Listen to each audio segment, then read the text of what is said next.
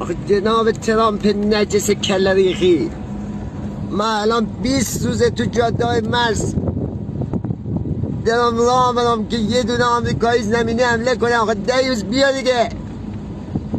آخه ما کفشای اینا رو دوست دارم، کفشای آمریکایی لامصب، ما میگن کفش خوبیه، به خاطر یه جفت کفش آمریکایی با یک کاپشن آمریکایی ما 1 ماه تو مرز توی جاده های خاکی این ما میام، خدا رو خوش بیاد. آقا دیوز اقلا 4-5 تا خود بفرست دیگه. ما که نمیتونیم اینجا الاف باشیم، تکلیف ما روشن کن، میای یا نمیای؟ اگر میای خود دیوز بیا دیگه.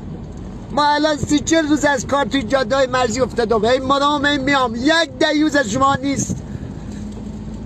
نکن با ما بازی، بیا دیگه.